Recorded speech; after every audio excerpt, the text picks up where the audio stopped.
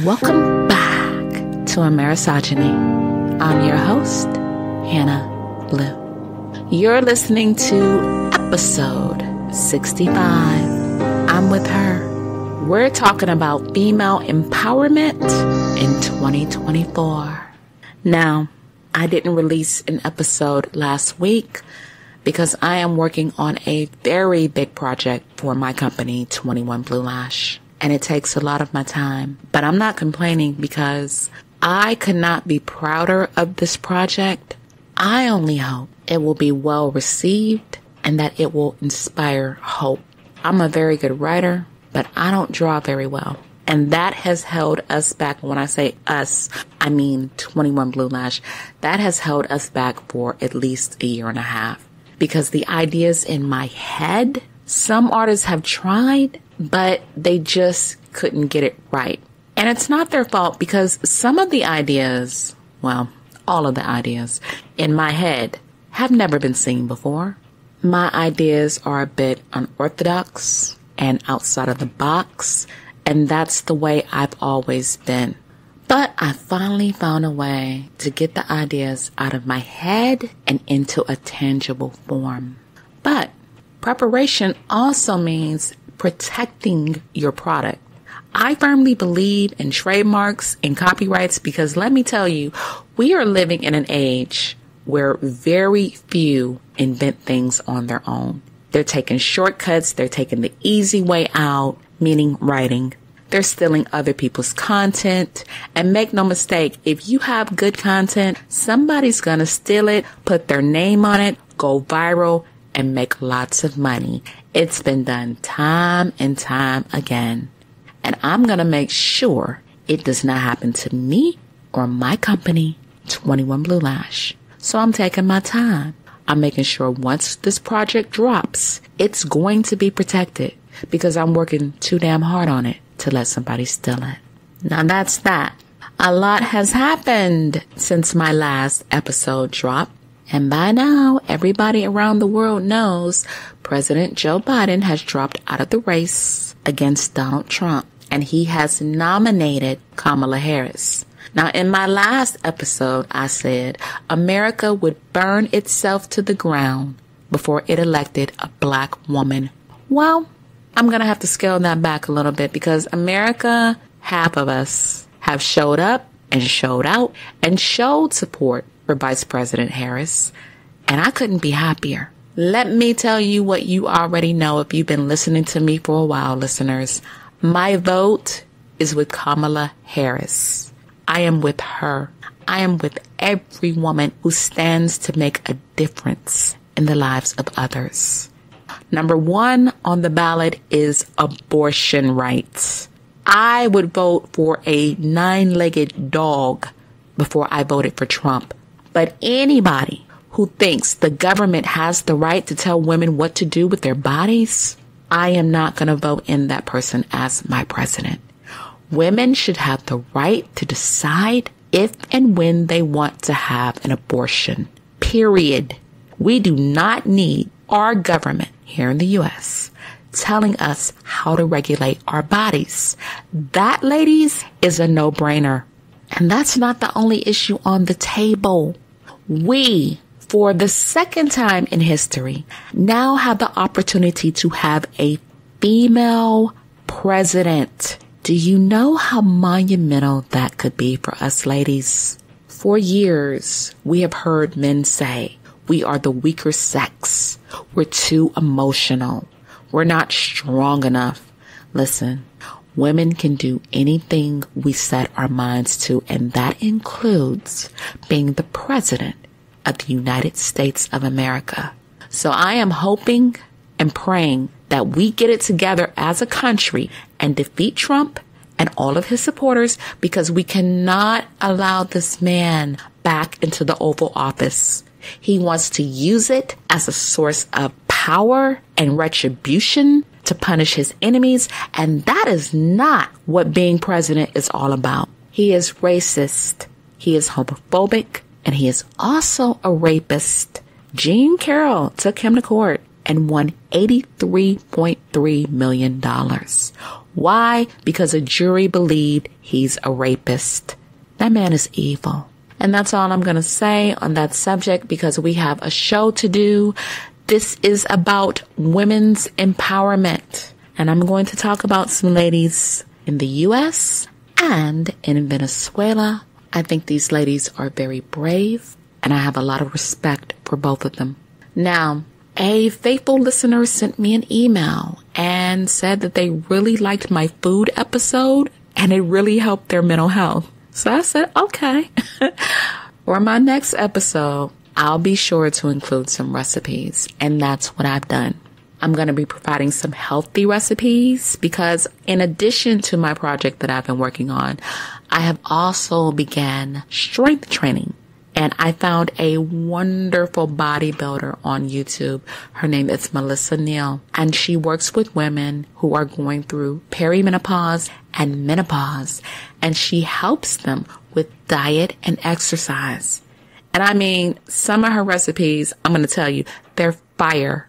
Her workouts are phenomenal, and she's the real deal. In a week and a half, I lost 4 pounds. This is after being in a plateau for a year, you guys. So yeah, Melissa Neal is where it's at, and I'm going to share her magic with you today. But let's get ready for our first stop. Texas, USA. Abortion is the number one topic for me in regards to the presidential election. We are in the very heart of Amerisogyny. That's misogyny in America, but it also can mean misogyny anywhere in the world. In this country, women have been locked up for getting an abortion, and as a result, their civil rights were violated. Well, one Texas woman has decided to file a lawsuit because she was locked up on a murder charge after having an abortion, and a judge has ruled that she can go ahead with her lawsuit. Her name is Lizelle Gonzalez, and she was placed in jail and charged with murder after having an abortion in 2022. Now, Texas is one of the states in the U.S. that has banned abortion, but under Texas law, women who want to have an abortion are exempt from criminal charges. That didn't stop them from locking up Miss Gonzalez, who spent 2 nights in jail. She is now seeking $1 million in damages. Now, the Starr County District Attorney tried to get out of it. He tried to argue his position provided him with immunity from civil lawsuits. Well, the judge said, not today, Satan. His name is Goka Ramirez, and he told the media that he made a mistake in bringing charges against Miss Gonzalez. Well, that mistake might cost him, and it should. Judge Tipton asked Miss Gonzalez's attorneys if they could prove the prosecutors knew of the exception. David Donati is an attorney that's representing Miss Gonzalez, and he said, what we intend to show is that negligence doesn't explain this oversight. It is the role and function of prosecutors to be aware of the elements of the statutes they are charging. And that's true. Gonzalez was indicted in 2022 after she took an abortion pill while 19 weeks pregnant. She was treated at a Texas hospital. In her lawsuit, Ms. Gonzalez claims the hospital staff violated patient privacy rights when they reported the abortion, and her complaint alleges the sheriff's office interviewed her and arrested her under direction from the prosecutors. But the charges were dropped days after she was arrested. In February, Ramirez agreed to pay a $1,250 fine due to a settlement reached with the State Bar of Texas. He also agreed to have his license held in a probated suspension for 12 months. Wow, it looks as if Miss Gonzalez is going to get her money, and I'm rooting for her all the way. That's what women in the U.S. are forced to do now. Stand up for their right to make decisions about their own bodies. And if Trump gets elected, it's going to be even worse for us ladies. I applaud you, Miss Gonzalez, and I hope you get your money. Now, as promised, here are some yummy recipes if you're trying to get fit or maintain your weight. And I have to admit, I am bringing you the best of the best because I am someone who loves food. My tastes have changed over the years, and I'll admit I have not always liked eating healthy because it seems like a punishment. But I'm going to share with you what I learned. Eating healthy does not have to be boring or unappealing. Hummus deviled eggs. 8 large eggs, a half a cup of hummus of your choice, a 4th cup of mayonnaise of your choice, but I will tell you, I like Hellmann's or Duke's, nothing else. 1 teaspoon of fresh lemon juice. If you want, you can have toasted sesame seeds for garnish, but you don't have to. Salt and a little cayenne pepper. Now, you're going to boil the eggs. I boil mine for about 14 minutes. Cover the saucepan, remove them from the heat, and let them stand for 12 minutes.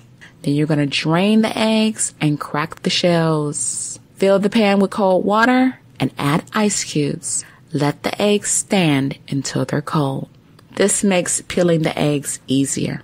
So after you peel them, pat them dry and cut them in half lengthwise. Scoop the yolks into a bowl, add hummus, mayonnaise, lemon juice, and mash them finely with a fork.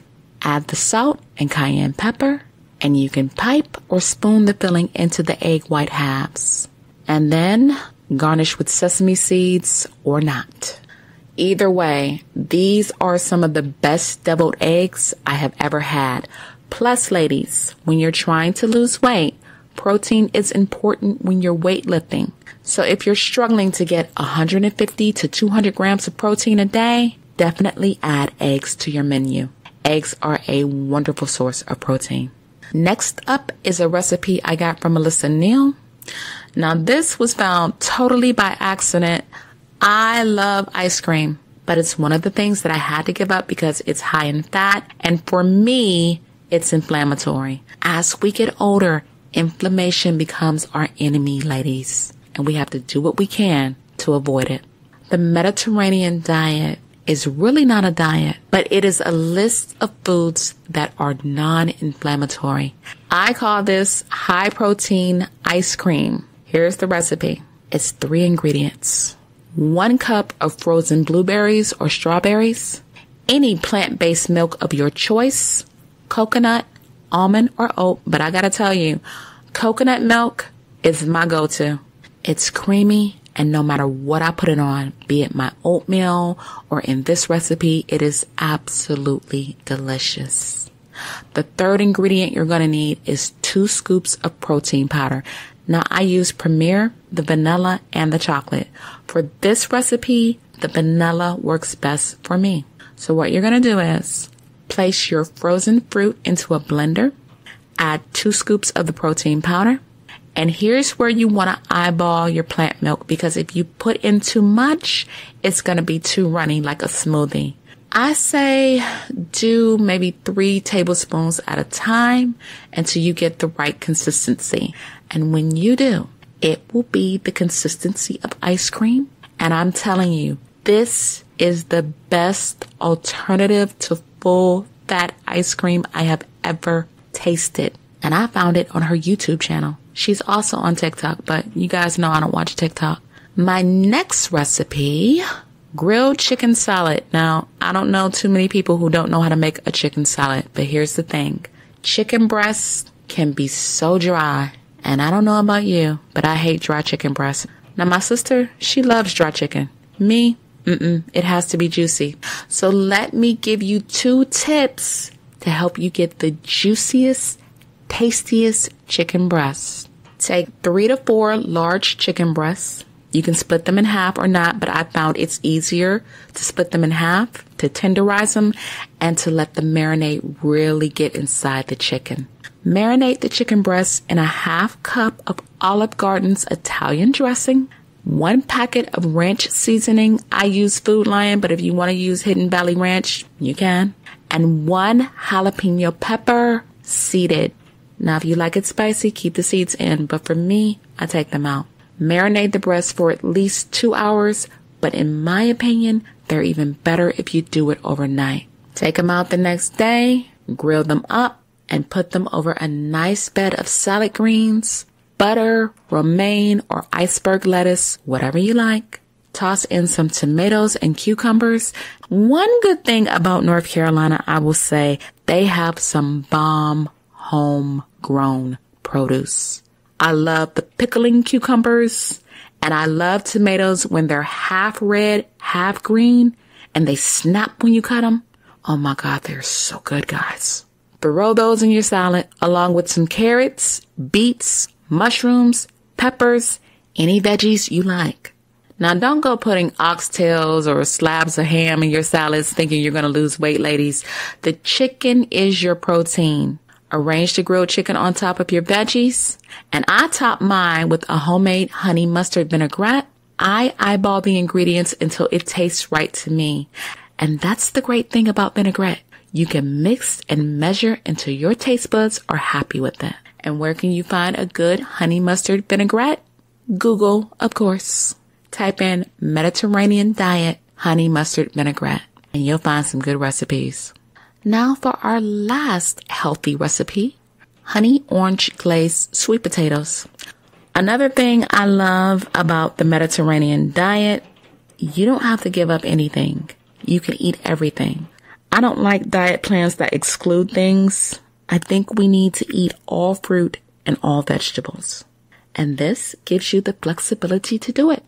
So what you're going to do is take about 3 to 4 sweet potatoes, cut them up into cubes, arrange them on a baking sheet, and toss them with a couple tablespoons of extra virgin olive oil. Bake for about 35 minutes until they are tender but firm. Then you're going to mix a 1/4 cup of honey. Raw honey is the best.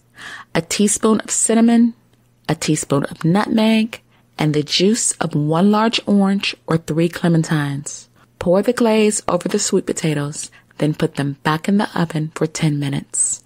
And serve. When I tell you, you do not have to be miserable to eat healthy, believe it. All of these recipes have kept me on point with weightlifting and my weight loss goals. So if you try any of these, let me know if you like them. Okay, now we're done with our healthy recipes. On to our next and final stop, Venezuela. This next woman is called the Iron Lady of Venezuela. And I gotta tell you, listeners, I like her style. She is Maria Corina Machado. Venezuela has an upcoming election on July 28th, and Ms. Machado is inspiring voters to make change. Now get this. This woman had 2 million votes to run against the current president, Nicolas Maduro. But Venezuela's top court upheld a ban on Machado that prevented her from running. Now, if that isn't Amerisogyny, you tell me what is. But Ms. Machado isn't to be stopped. She turned those Venezuelan lemons into lemonade, because now she is campaigning for her replacement, former Ambassador Edmundo Gonzalez. And oh yeah, she's popular. Thousands of people come out to see this woman. What's important to Machado and Gonzalez? Ending economic struggle and the mass exodus of desperate migrants. Machado and Gonzalez share a passion to reunite families. Darwin Mendoza is a 27-year-old delivery driver, and he says, when there is a rally, what I see is joy, excitement, because the crowd hopes the country will change. Now, Machado has haters. What powerful woman doesn't? They say she is egotistical, and even her own mother has called her stubborn. Machado has paid no attention to that. She says, our strength is in redemption and unity. This is what makes it so powerful. She believes Gonzalez is a decent and honest man. Machado supports privatizing state-owned energy and building a welfare program to help the country's poorest. And clearly there's some corruption going on in Venezuela. Her head of security was arrested, and 6 members of Machado's team took refuge in Argentina's embassy after prosecutors issued warrants for their arrest. Machado's haters have also accused her of being a fascist who despises the poor, But according to the woman herself, she is a liberal opposed to discrimination. And she says Maduro's government is a criminal mafia. Yeah, they don't like her. And they don't want her to become president because she would promote change. Isn't that just the way for women? Well, I think she would have been a wonderful president for Venezuela. Listeners, you know me. I love taking you around the world. But since we only had 2 stops, I think I'll bring you some recipes from around the globe. That sounds good, yeah? Let's get into it. The first international recipe I have for you is from Venezuela, of course. We can't talk about the country without talking about their food, right? This one, it's called the arepa reina pepiada. In Venezuela, if I'm saying that wrong, please forgive me. This recipe was named in honor of a beautiful young lady who was Miss Universe in 1955. The reina pepiada is called the queen of all arepas. And to make these, you're going to need 1.5 cups of cornmeal, 2 cups of water, 1 avocado, half of a cooked chicken breast, 1 onion, 5 tablespoons of mayonnaise, 2 ounces of cilantro, 1 tablespoon of olive oil, 1 tablespoon of salt, and a half teaspoon of pepper. Shred up the chicken and finely chop the onion and cilantro and add diced avocado. In a bowl, you're going to mix all the ingredients, including the mayo, olive oil, salt, and pepper. Cover with plastic wrap and set aside. Then you're going to add the 1.5 cups of cornmeal with 2 cups of water. Stir water and a pinch of salt together in a large bowl. Gradually add the cornmeal, mixing with your fingers to dissolve any lumps, adding enough to make a soft dough that holds its shape without cracking when molded. Next, you're going to divide the dough into 3 pieces. To shape an arepa, roll the dough into a ball and then pat it between your hands into a disc. Press your thumbs around the outside of the disc to form a nice edge. Lightly oil a large iron or grill pan over medium heat. Let the skillet get hot before adding the arepa dough. In batches, add the formed arepa disc to the skillet and cook each arepa about 4 to 6 minutes on each side or until they start to get light brown. Once the arepas are ready, let cool for a few minutes before handling. Then carefully slice the arepas, creating a pocket, and fill with the chicken and avocado filling. Serve warm and enjoy your meal. Our next recipe from Venezuela, papitas de leche. They are called the best milk truffles ever. Papitas de leche mean little milk potatoes because they resemble mini peeled potatoes. Here's what you'll need to make these. 2 cups of Nido full cream fortified milk, 1 14-ounce can of sweetened condensed milk, 1 cup of confectioner sugar plus 1 tablespoon for dusting, 36 cloves, and an electric standing mixer. In the bowl, combine the Nido full cream fortified milk and the confectioner sugar. Add the sweetened condensed milk and with the kneading blade, knead it until a firm but malleable dough is formed, and this takes about 5 minutes. Divide the dough in 36 pieces of 20 grams each. With your hands, form the balls and place them on a baking sheet covered with parchment paper. Dust your hands with the remaining confectioner sugar and cover each ball. Place the balls in the baking sheet and insert a clove on each. Those sound delicious. Our next international recipe, boiled chicken dumplings. Here's what you'll need to make this.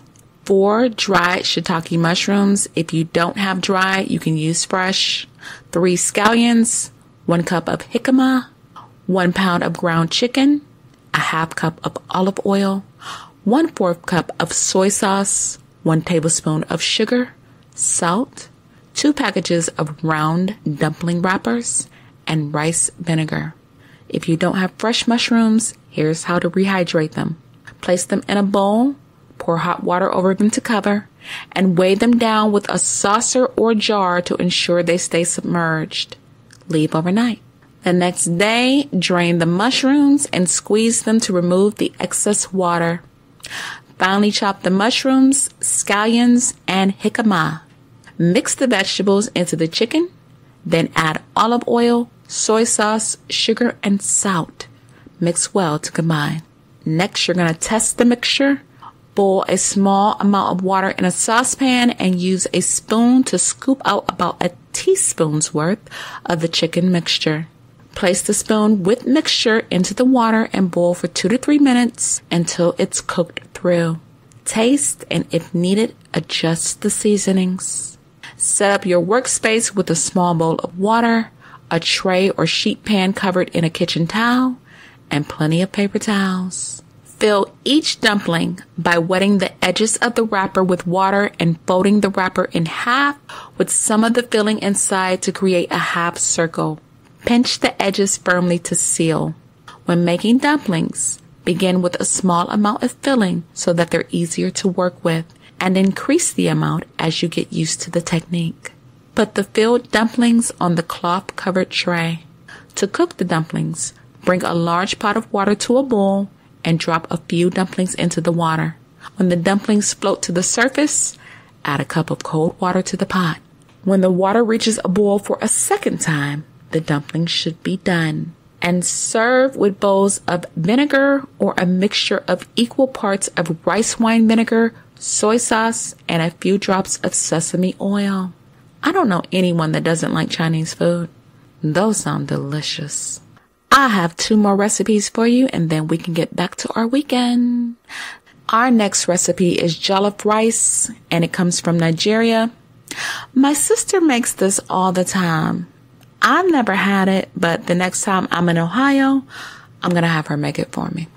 To make jollof rice, you're going to need 1 large ripe tomato, cored and quartered, 1 large red bell pepper, seeded and roughly chopped, 1 whole habanero pepper, stem removed, 1 whole Fresno chili or a jalapeno pepper, stem removed, 4 cloves of garlic, peeled, 1 tablespoon of minced ginger, and 2 cups of water.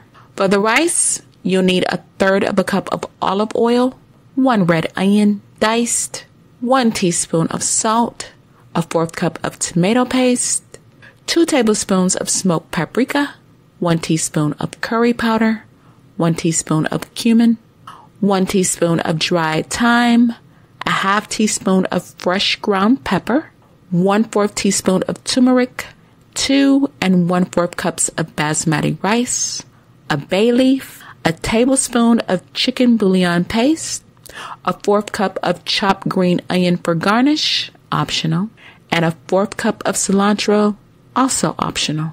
You're going to combine the tomato, red bell pepper, habanero pepper, Fresno chili or jalapeno, garlic, ginger, and water in a blender for the sauce. Blend on high until smooth and set aside. Heat olive oil in a pan over medium heat. Add onion and salt and saute until the onions start to soften. This takes about 4 to 5 minutes. Clear space in the middle of the pan. Add tomato paste and saute for 2 to 3 minutes. Season with paprika, curry powder, cumin, thyme, pepper, and turmeric. Continue cooking for 1 to 2 minutes until everything is well combined. Turn off the heat, stir in the rice, and make sure every grain of rice is coated with the oil tomato mixture. Add the bay leaf and chicken bouillon paste. Turn heat to high, stir in tomato sauce, and bring to a simmer. Cover with a tight-fitting lid and reduce the heat to medium-low, simmering for 20 minutes. Do not remove the lid or stir the rice. After 20 minutes, turn off the heat and set the timer for 12 minutes. Allow the rice to sit and do not remove the lid. After 12 minutes, remove the lid and fluff the rice with a fork, separating all the grains. Serve with garnished green onions and chopped cilantro. And here's a note. If the rice seems to be a little undercooked, stop fluffing. Pat the rice down gently with the back of the fork. Cover tightly again and set the heat to medium-low. Cook for another 5 minutes and check again. Are you hungry yet? I have one more recipe, just one more, because this sounds yummy. This recipe is from Senegal, and this is braised chicken with caramelized onions. Yum, yum, yum. For this recipe, you're going to need chicken legs with the bone in and the skin on, about 2 pounds. A half cup of fresh lemon juice, and that's from about 2 large lemons. A half of a small yellow onion diced. A tablespoon of fresh lime juice.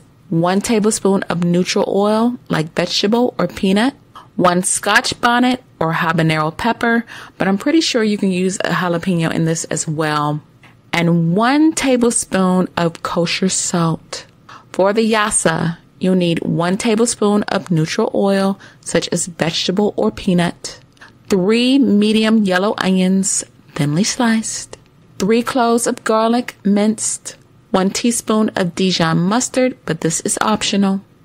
3 cups of chicken stock, either homemade or store-bought. 1 whole Scotch bonnet or habanero pepper or a jalapeno. 1 bay leaf, kosher salt, and fresh ground black pepper. And cooked long or medium grain rice, couscous, or fonio. And you'll need lime or lemon wedges for serving. To marinate the chicken, take a large zipper lock bag, toss the chicken together with the lemon juice, diced onion, lime juice, oil, Scotch bonnet pepper, habanero or jalapeno, and salt until well combined. Seal the bag, then marinate in the fridge for at least 8 to 12 hours. For the yassa, remove the chicken from the marinade, scrape off any onions and pepper, and discard the marinade. Using paper towels, blot the chicken dry. In a Dutch oven or a pan, heat oil over medium-high heat until shimmering. Add the chicken, skin side down, and cook until well browned, about 6 minutes.